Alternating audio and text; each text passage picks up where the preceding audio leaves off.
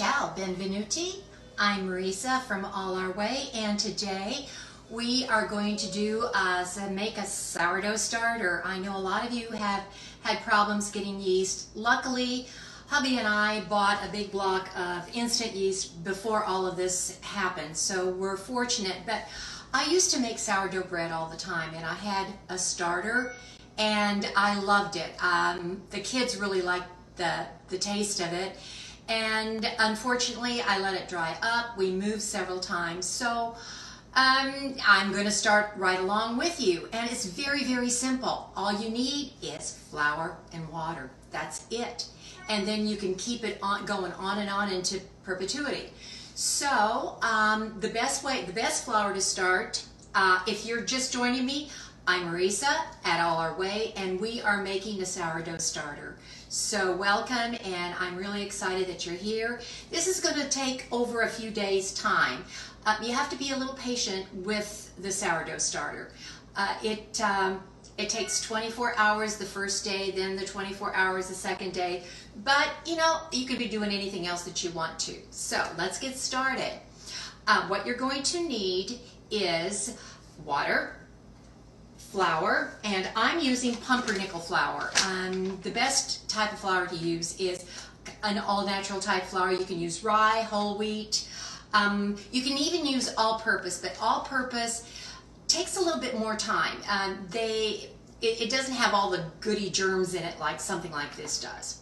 So what you're going to need is a cup or 113 grams of flour, and you're going to need a half a cup or 4 ounces of water.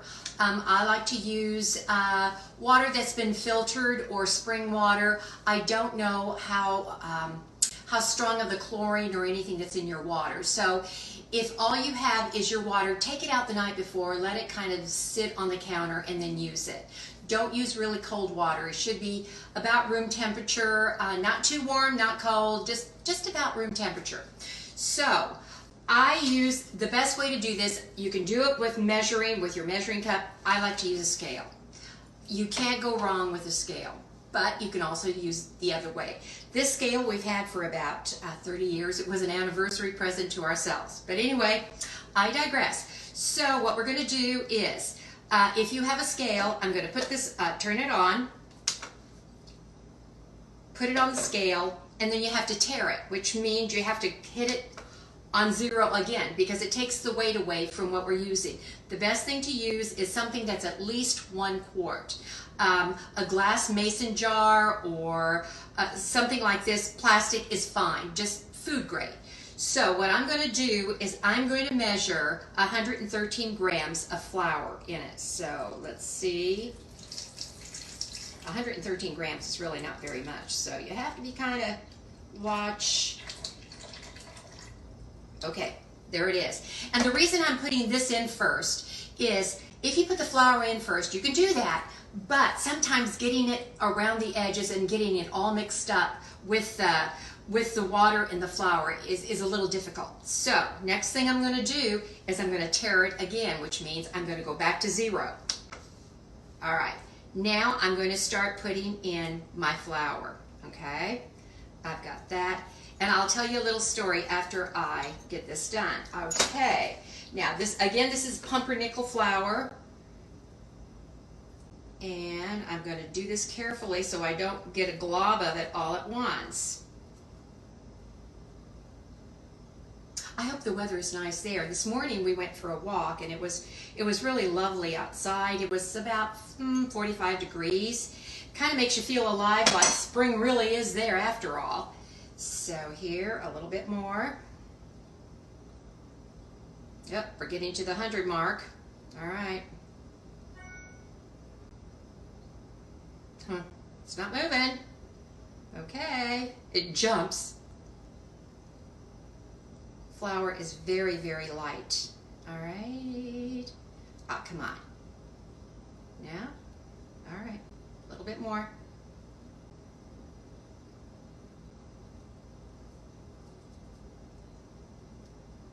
There. Okay. So now what we do, we're done with the scale, so turn that off. And what you need to do is stir it vigorously. You want to incorporate some air into it because it's the beauty. It's going to be the air and the flour, and it's the flour and the water. Okay, I did that, so let me get this, and I'll just use the regular old wooden spoon. That's does just as well. If it's real mushy, then I like to use the whisk because I can really whisk in things. And as the days progress, you're going to be seeing it getting very lively. And that's the beauty of it. I'm sorry if you're writing me questions. I'm going to have to do it because I don't have the computer and my eyes aren't that good. I can't see that far, so I'm sorry. But I will answer any of your questions. Another good thing to have is a little whisk. Whisks are great for everything. Okay, here's a nifty little whisk.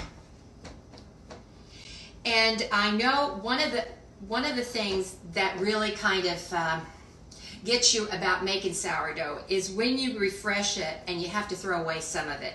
But as we're going along with these lessons, we'll go ahead and find recipes to go ahead and use up that the extra sourdough.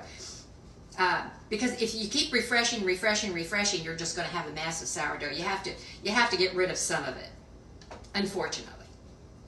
And I know flour right now is at a premium, and that's another thing. Before all of this, I don't know, do we call it BC before? I won't say that word. Myers had a big sale on King Arthur flour on bread and all-purpose. And so hubby and I went ahead and bought 50 pounds of all-purpose and 50 pounds of bread flour. So you can tell we do a lot of baking when we're home. When we're not home, we don't. So I'm going to mix this up a little bit more. So what you want to do is put it in a place that's fairly warm, about 70 degrees, between 70 and 75 degrees. Find sometimes just a light with a light bulb over it, if your house is on the cool side, will do well. You don't want it to get too hot and you don't want it to get cold. Another thing you don't want to do is you don't want to put a tight lid on this. A cloth, a tea towel, or just the lid like this on there loosely will do just fine. But you want the gases to escape, and you also want the air to do your work. When I did one from scratch a long time ago, we called it the Sierra sourdough because our street was called Sierra, and it made a lot of good bread. Now, I tried doing the same thing when we went to Florida one time. That was a complete dud. I could not get that thing to do anything. So maybe it's the environment also. Okay, now I have this nice, and if you can see this here, if you can see this, it's pretty stiff, but that's okay. We're going to kind of push it down, and we're going to watch the activity. So we're going to watch this. We're going to come back tomorrow at 11 o'clock and see how it's doing. Push it all the way down, and that's when we're going to refresh it again. So pushing it down, push, push, push.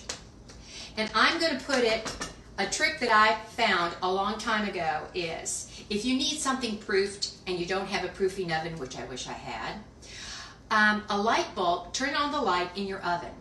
And keep an eye on it though, because it can get pretty hot. And it will get up to 90 degrees in there with just the light bulb. That's what I used to do at our old house when I needed to have something proofed. So there we go. So right now I'm just going to set this on the side. And as I said, a light bulb, a lamp with a light bulb will do fine. There we go. I'm going to take this. Now, I have done something a little different that I will put that someplace where it's safe. Now, from now on, we won't be using the pumpernickel flour. We'll be using all-purpose flour. So there's no need to worry about you have to get a bunch of whole wheat or pumpernickel or whatever. Whole wheat flour is fine. Make sure it's not the bromated, bleached, whatever kind. If I'm not an affiliate. I normally buy King Arthur flour. Just because I'm confident of it and I always use it, other than the Caputo's double O flour that we use to make pasta. I'm trying something new with this. Now, I don't know if you can see this. This was a sourdough, an actual sourdough that was dried up from Italy. And I'm trying to revive it. And I've had it for a long time. It's moved with us several times, and I just never started it just because it is a little time consuming. Not so much so, but you have to stay home and feed it. Now, once it's fed, you can keep it in the refrigerator for quite a while, and it'll be great. And you know, you can be gone months, and you just come back and stir it up, and you just kind of revive it again. The longest part is just getting it started, but once you start it, it will be fantastic. So we will do some more breads, and again, I'll have a few recipes once we get to throwing away some of the leftovers, what we can do with them. But I think that has to be once it's really revived and healthy and bubbly. That's when you can use the extra.